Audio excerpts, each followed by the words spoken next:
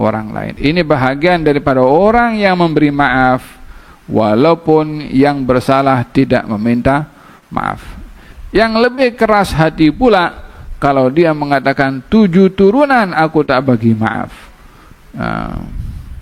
7 turunan, bukan 1-2 turunan, 7 turunannya. Nah, turunan yang pertama salahnya kepada dia apa? Jadi sebagai saya katakan tadi, bila marah sangat dah kepada orang, dah tak boleh lagi, tak boleh ingat, sebut nama sudah dia marah. Ada orang lain namanya sebiji dengan nama orang dia marah, oh tak tengok muka dia pula. Assalamualaikum warahmatullahi wabarakatuh, sahabat channel Santri Kampung TV. Bagaimana kabarnya hari ini? Semoga kita selalu diberikan kesehatan oleh Allah SWT, diberikan nikmat iman, Islam, rezeki yang halal dan thayyiban, rezeki yang barakah dan berlimpah.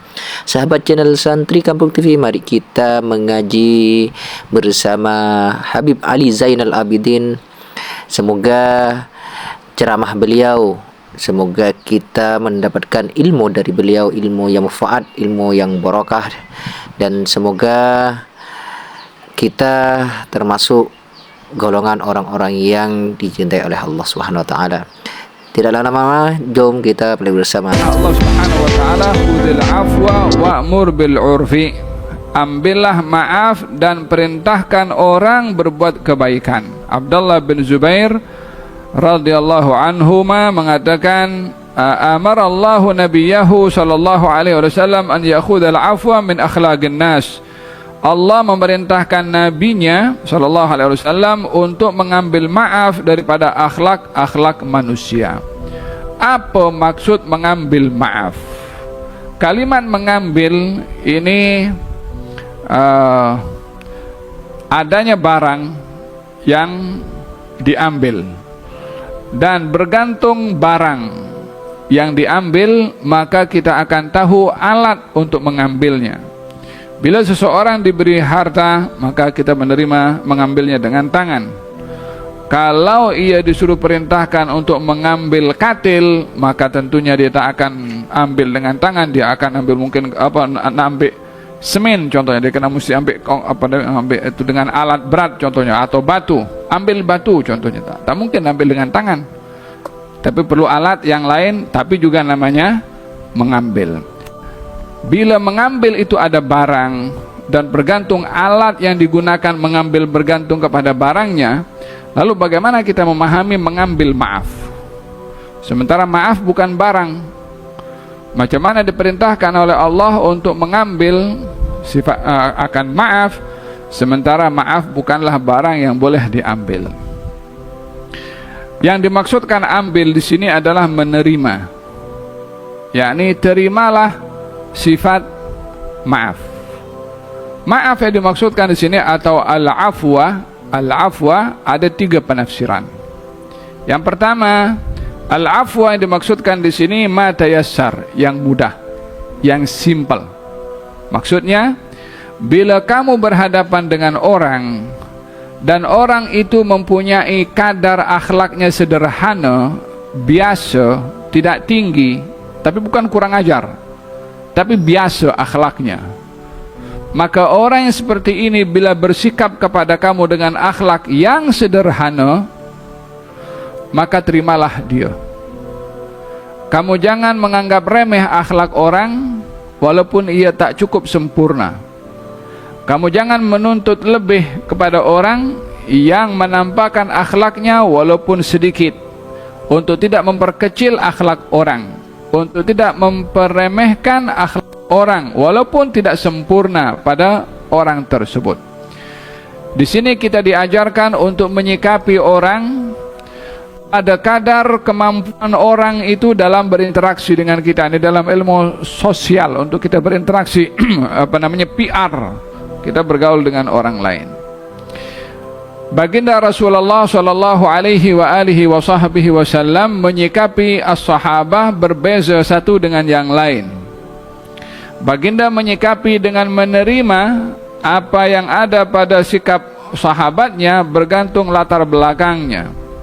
Kadang-kadang sebahagian daripada badui itu interrupt Nabi ketika berbicara, dan itu adalah sikap yang kurang sopan. Maka baginda Rasulullah menyikapi kepada Badui tadi yang interrupt percakapan Nabi ketika berbicara, maka baginda Rasulullah melayannya dengan baik.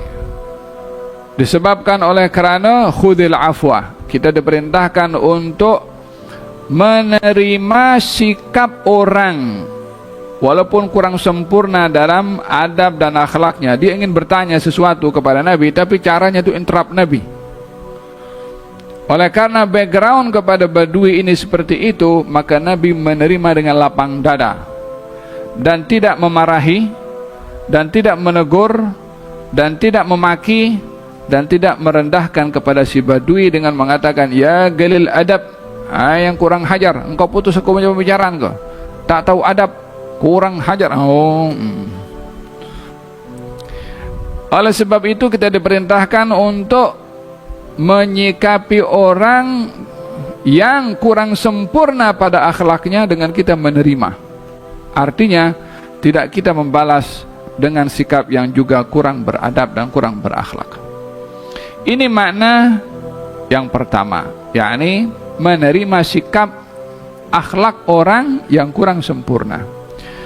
Walihada di dalam hadis Nabi Muhammad sallallahu alaihi wasallam bersabda, kamu jangan memarahi pasangan kamu, istri kamu, karena perbuatannya yang tidak kamu sukai.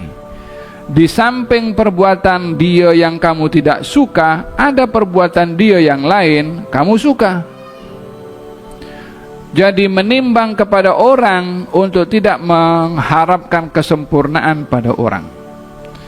Hanya orang yang tidak menghargai dirinya sendiri adalah orang mengharapkan kesempurnaan pada orang. Apa sebab tidak menghargai dirinya sendiri? Dirinya tak sempurna, macam mana mengharapkan orang lain sempurna? Faham dong? Kejadian banyak berlaku di rumah tangga disebabkan oleh kerana mengharapkan kesempurnaan.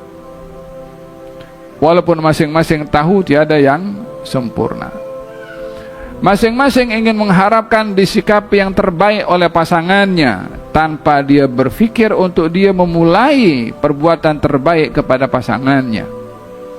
Masing-masing lebih melihat dengan sikap menuntut pada pasangannya, lebih daripada dia menuntut kepada dirinya untuk buat kepada pasangannya. Oleh sebab itu, masing-masing akan bergaduh. Syurga di bawah telapak kaki suami, katanya suami macam tu. Dijawab sama istrinya, neraka juga di sebelah kiri kaki suami. Sama-sama syurga dan neraka, kanan dan kiri. Faham dong?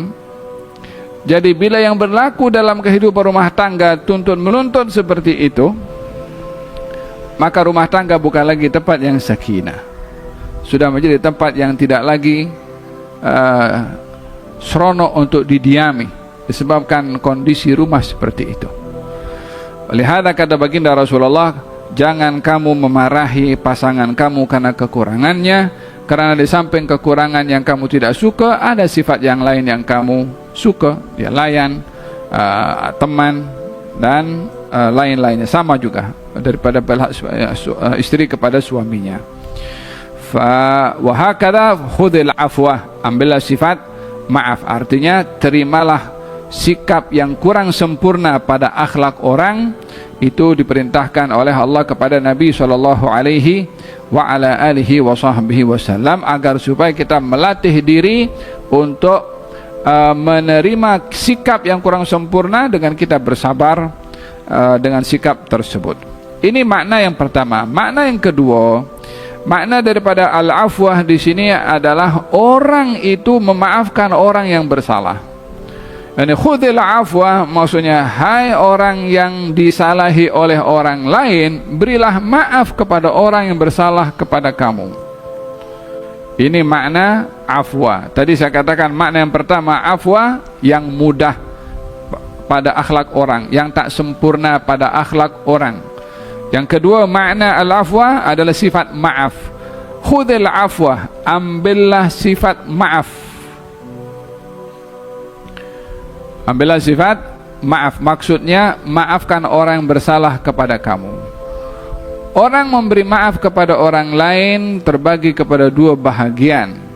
Orang memberi maaf sebelum diminta maaf, dan orang yang memberi maaf setelah diminta maaf.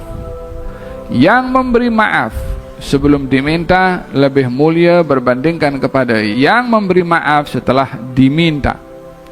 Disebabkan oleh karena sifat pemurah itu adalah orang yang memberi sebelum diminta, karena bila memberi setelah diminta maka ia sudah diusik untuk memberi, yang kalau tak bagi maka dia akan memberinya dalam keadaan terpaksa karena diminta. Tapi kalau memberi sebelum diminta maka itu lebih telus dan lebih ikhlas, lebih pemurah berbandingkan yang memberi setelah diminta. Oleh sebab yang demikian, kita diperintahkan untuk memberi maaf sebelum orang itu meminta maaf. Khudil afwa, ambillah maaf. Maksudnya adalah berilah maaf kepada orang yang berdosa, baik yang meminta maaf dan juga yang tidak meminta maaf. Di dalam hadis Nabi Muhammad SAW beliau bersabda, akan datang kepada kamu nanti orang yang dia termasuk penghuni syurga, masuklah orang itu. Keesokan harinya Nabi mengatakan, sebentar lagi akan datang seorang yang merupakan calon penghuni syurga, orang yang sama semalam sampai 3 kali. Maka sahabat tertanya-tanya, ini orang amalnya apa sampai Nabi memberitahukan dia calon penghuni syurga. Abdullah bin Amr pergi ke rumahnya, berpura-pura untuk tidur di rumahnya, ingin tahu amal apa dia buat sehingga Nabi beri kabar gembira dia calon penghuni syurga. Hari pertama ditengok mungkin pun ada qiyamul lail banyak ke, zikirnya banyak ke, Qurannya banyak ke, wala sedekah senyap-senyap tak ada orang tahu ke. Tak ada apa semua yang dijangkakan untuk dia buat, tak ada, biasa saja, tak ada. Dia keluar malam wala hanya di rumah saja. Wala qiyamul lail. Biasa saja amalannya. Keesokan harinya, hari kedua pun sama. Sampailah hari ketiga, barulah Abdullah bin Amr mengatakan, kamu ini buat apa sampai Nabi mengatakan kepada kamu, kamu ini termasuk calon penghuni syurga.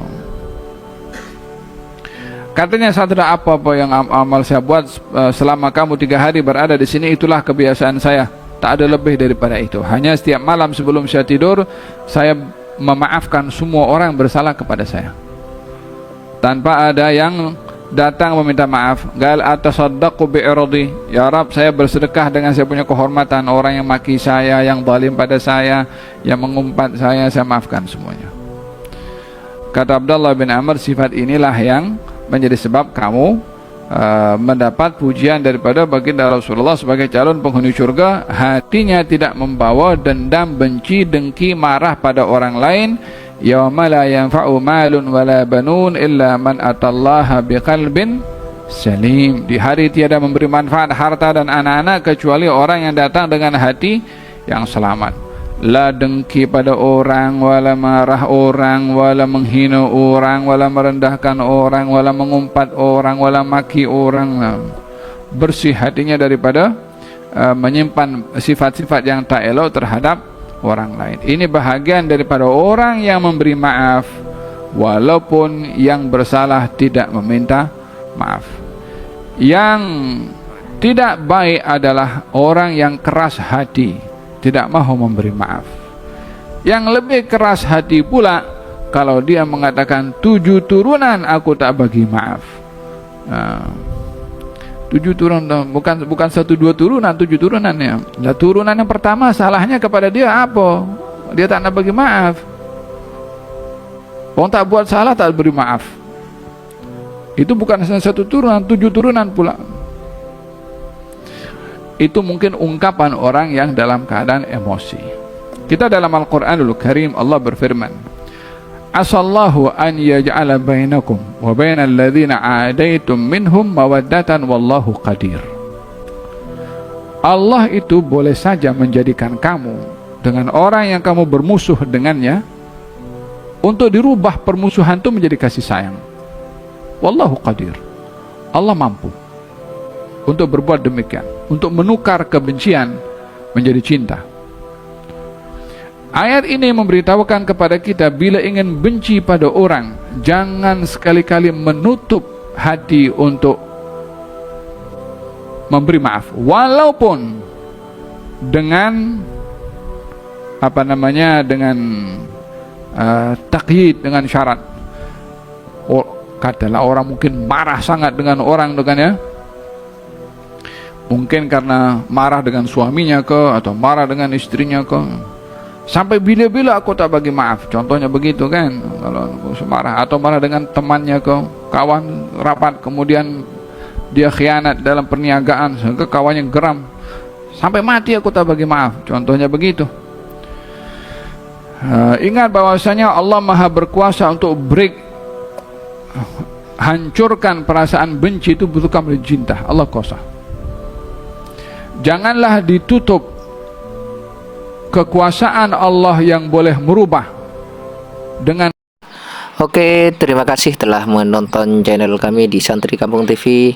Semoga dengan menontonnya video ini menjadi ilmu yang bermanfaat dari beliau, dari Habib Ali Zainal Abidin. Semoga langkah-langkah kita semakin baik dan semakin baik ke depannya, dan ilmu yang telah beliau sampaikan menjadi ilmu yang bermanfaat buat kita semuanya, khususnya yang nonton channel ini. Cukup sekian saja dari kami, manakala ada kesalahan dan kekurangan.